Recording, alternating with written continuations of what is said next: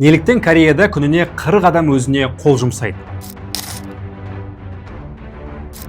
Неліктен кәрістер жұмыстан кейін стресстен құтылу үшін өлгенше арақ ішіп, алқаштар ұлтына айналып барады?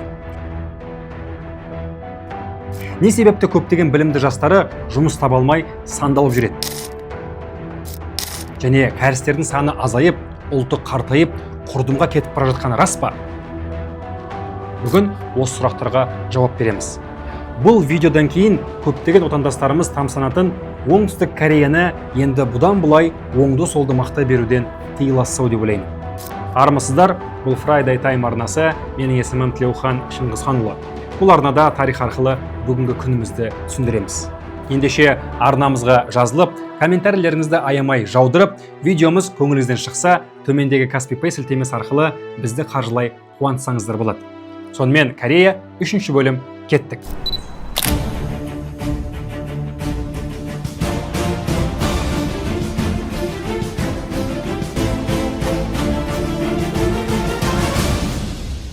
Бүгінгі таңда оңтүстік Корея экономика, технология, музыка, жалпы барлық салаларда жетістіктермен бүкіл әлемді тамсандырып келеді.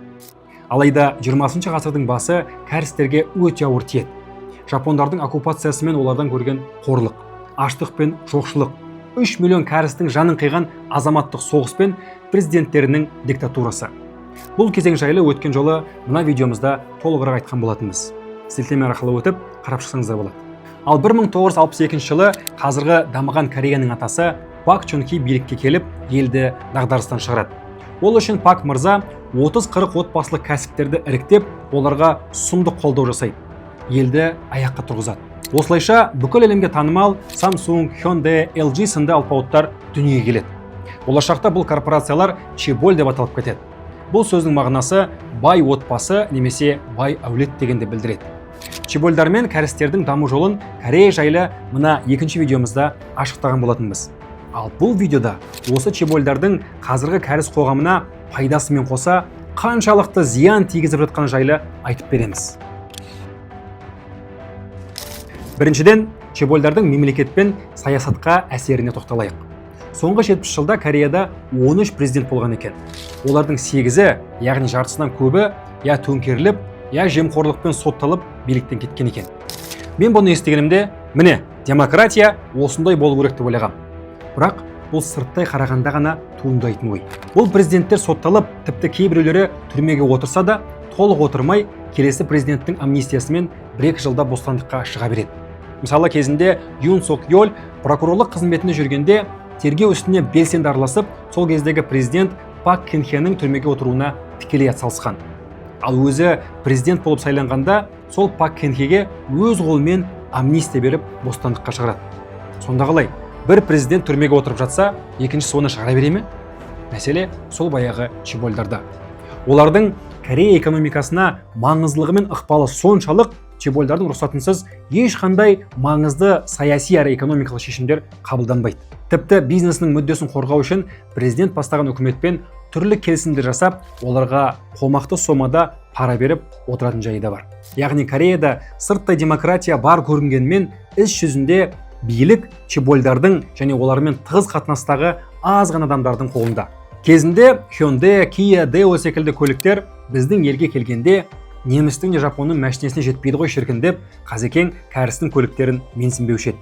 Дегенмен де уақыт өте келе бұл көліктер қазақтардың сенімін ақтап көңілінен шығады. Ал қазір кәрістермен таласып, Лисянь, Зикр, Хончи, Дипал секілді қытайлық брендтер өздерінің жоғары комфорт пен қолжетімді бағаларының арқасында Қазақстан жолдарында күннен күнге көбейіп келеді. Егер сіз де осындай сапалы көлікті Қытайдан тікелей ең тиімді бағамен алғыңыз келсе, осы істің нағыз маманы тілеген бауырымның қызметін сіздерге ұсынамын. Қытайда көлікті таңдау, сатып алу, тасымалдау, растаможка, қазақ нөмірін алуға дейін бәрін осы жігіт жасап береді. Ал егер Friday Time арнасы арқылы хабарлассаңыз, тәкеңнің қызметіне 10% жеңілдік аласыз. Байланыс телефоны төменде, уақытты созбай қалаған көлігіңізге дәл қазір қадам жасаңыз. Бұл ұшу жолына бара жатқан Korean Air әуе компаниясының ұшағы. Нью-Йорктан Сеулға ұшу үшін бәрі дайын. Бірақ кенеттен ұшақ бұрылып терминалға қайтып келеді. ұшақтың қайтып келуі техниканың емес, адамның ақаулығынан болады. Себебі ұшақтағы бір стюардессаны құдай ұрып, бизнес класста отырған бір құрметті жолаушы ханымға жаңғақтарды тарелкада емес, жай ғана пакетте бере салған ғой. Бұған жын ұрғанда ашуланған әлгі жолаушы қатын стюардессамен қоса оның бастығын ұрсып, жұрттың көзінше тізерлетіп тұрып кешірім сұрауға мәжбүрлейді. Сосын бұны аз көріп ұшақты кері қайтарып, ұқыпсыз стюардессаны борттан шығарып жібереді.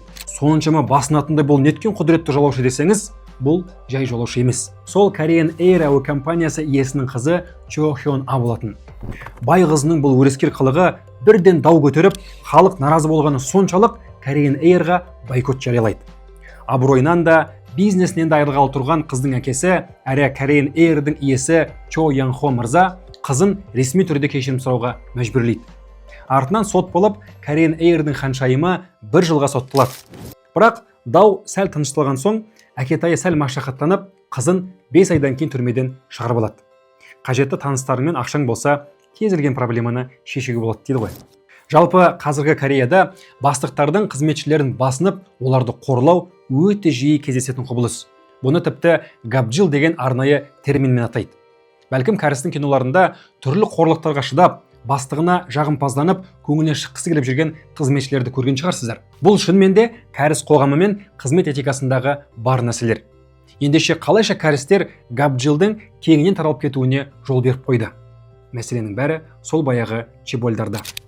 Кореяның дамуымен қатар білімде де білікті мамандардың саны арта түседі. Ал технологиялар дамып, өндірісте роботтар мен жасанды интеллекттің үлесі артқан сайын жұмыс орындарда азая бастайды. Сондықтан жұмысқа деген сұмдық бәсеке басталып, Samsung, LG секілді чебольдарда бір орынға бірнеше білікті маман таласа бастайды. Бұл бәсекені тереңірек түсіну үшін өзіңізді жұмысқа орналасқысы келетін жас кәріс ретінде елестетіп көріңіз. Сонымен сұмдық іріктеуден кейін бағыңыз жанып, үйтіп жұмысқа орналастыңыз. Құтты болсын. Бірақ қуануға асықпаңыз. Себебі кәрістер өз жұмысын 9-9-6 деп атайды. Бұл таңғы 9-дан түнгі 9-ға дейін аптасына 6 күн бойы бас көтермей жұмыс істеу дегенді білдіреді. Жұмыстан ерте кету, тойға немесе тағы басқа нәрсеге сұрану атымен жоқ. Әйтпесе, әрең дегенде орналасқан жұмысыңнан бірден айырыласың. Ал қызметтегі бұндай стресстен құтылу үшін жұмыстан кейін әріптестеріңізбен немесе бастығыңыздың мәжбүрлеуімен маңайдағы бір барға барып, өлгенше ішесіз. Тіпті ішкіңіз келмесе де ішесіз. Себебі бастыққа жағынып, онымен ішпесеңіз, қызметіңіздің өспеуі бұлай тұрсын, жұмысыңыздан айырылу қаупі де бар. Жалпы Корей қызметтік этикасында ең қабілеттілер емес, бастығының көңілінен шыққандар ғана қызметі жоғарылап жетістікке жетеді. Сіз жылдар бойы осылай жұмыс істей алатын ба едіңіз? Ал кәрістер амалдың жоғынан істеп келеді. Жалпы кәрістер істеп жатқан қызметін жай жұмыс емес, бала-шағасынан да артық көретін өмірінің мәнісі деп біледі. Бірінші кезекте жұмыс, сосын қалғаны. Бұндай ауыр жұмыс кестесінен кәрістер стресстен, инсульттан, қан тамыры, тағы да басқа ауру түрлерінен дәл өзінің қызмет орындарында қайтыс болып жатады. Бұндай өлім түрлерін Кореяда арнайы кароси деген терминмен атайды. Мінекей, осының бәрін түсінетін Korean Air секілді чебольдар билігін асыра қолданып, қол астындағы қызметкерлермен білген істеп, габджил Кореяда гүлденіп келеді. Ал егер де Құдай сақтасын сізге рух бітіп, жұмысты тастаймын десеңіз, ойбай-ау балам, үмітімізді ақтамай масқара қылдың ғой, жұрт не дейді деп үйдегі ата-анаңыздан қысым көретініңіз тағы да бар. Яғни табиғатынан еңбекқор кәріс халқы осындай бәсекеге негізделген әлеуметтік жағдайдың кесірінен одан да еңбекқор болуға мәжбүр болып жүр. Қоя тұр.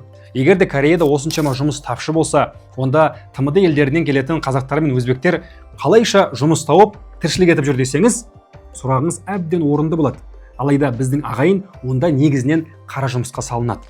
Ал жергілікті кәрістер онда жұмысқа бара бермейді. Себебі табыс аз, қара жұмыспен айналысатындарға кәріс қоғамында менсінбеушілікпен қарайды. Бұндай өмір салтымен сіздің өзіңізге жар тауып үйленуіңізде екіталай. Себебі біріншіден адамдардың біздегідей ашық танысып, жақын араласа беруі кәріс мәдениетіне жат дүние. Екіншіден, бұндай жұмыс кестесімен қызға қарайтын уақытыңызда бола бермейді. Сондықтан кәрістердің көбісі үйленбей, жалғыздықтан қиналып өмір сүріп келеді. Тіпті бағыңыз жанып, бір иман жүзді немесе сәтті пластикалық ота жасаған жақсы қызға үйленген күннің өзінде де бір немесе ары кетсе екі баламен шектеліп қоя саласыз. Керек десеңіз мүлдем баласыз өтуіңіз мүмкін. Себебі Кореяда бала тәрбиелеп өсіру екінің бірінің қалтасы көтере бермейтін өте қымбат іс-шара. Сол себепті қазіргі таңда оңтүстік Кореяда халық саны азайып барады. Кәрістер бұл қарқынмен кете берсе, ұлты қартайып, жойылып кетуі де әбден мүмкін. Есесіне, кәрістің ата-әжелерінің дамыған елдердегідей өмір жасы ұлғайып, зейнетінің рахатын көріп келеді.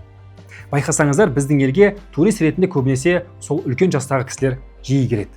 Осылайша, сұмдық бәсеке мен қысымның ортасында күндіз азапталып жұмыс істеп, түні бойы арақ ішіп, ертесіне қу басы ауырып, пәтерінде жалғыздықтан жаны қиналып отырған қарапайым кәріске ата-анасы хабарласып, балам, өмірің қалай? Келін түсіріп, немере сүйетін күніміз туа ма? Немесе сенің жарқын болашағың үшін көп күш салып едік, ел алдында масқара қалмай, үмітімізді ақтағайсың дегенде, бейшараның үнжұрғасы түсіп, өзін қатты бақытсыз сезініп кетеді. Өкінішке орай, осындай күйзеліспен көңіл дағдарысынан шыға алмаған көптеген кәрістер өзіне қол жұмсаудан басқа шара таба алмай, суықтан әлем бойынша бірінші қатарда келеді. Мысалы, 2024 жылдың ресми статистикасына сәйкес, Кореяда күніне 40 адам өзіне қол жұмсаған екен. 40 адам күнде. Құдай сақтасын. Әрине, менің айтып отырғаным сіздердің өркендеген Корея жайлы қалыптасып қалған түсінігіңізге сәйкес келмейтін шығар. Дегенмен, бүкіл әлемді шулатқан паразиттер мен кальмар ойыны секілді фильмдер осы айтқанымның дәлелі болмақ. Оскар ұтып алып, Netflixта рекорд орнатқан бұл кинолар кәріс қоғамындағы проблемаларды ашықтау арқылы әлемді мойындатып отыр. Бәлкім бізге де әлемдік деңгейде сәтті кино жасау үшін өз проблемаларымыздың негізінде фильм түсіру керек шығар. Қалай қарайсыздар? Бұндай фильмдердің идеясы болса, комментарийлерде жаза кетіңіздер. Талқылап көрейік. Достар, бұл видеода біз Оңтүстік Корея Республикасын жамандап, онда өмір сүру қаншалықты қиын әрі жаман екенін айтқымыз келген жоқ. Тек сонау 60 жылдары шибольдарды күшейтіп, елді тез көтерудің ақысы үлкен әлеуметтік проблемалармен өтелгенін айтқымыз келді. Себебі шақты корпорацияларға ел экономикасының тізгінін беріп қойсаңыз, қарапайым халық құлдықтың осындай заманауи түрінен әбден қиналуы мүмкін. Сөзсіз, бұл елдің экономикалық жетістіктерін ешкім жоққа шығара алмайды. Дегенмен де елдің көркеюі халықтың тұрмыс деңгейі көтеріліп, бақытты өмір сүріп кетті дегенді білдіре бермейді. Қайтеміз енді. Қазіргі кәрістер байлар байи түсетін, ал кедейлер одан да кедей болатын капитализмнің қатал тәртібінің тұсауында отыр. Комментарийлерде біздің елде нарықты билеп төстеп отырған қазақтың чебольдары бар ма, жоқ па деген сұраққа өз ойларыңызды жаза кетіңіздер.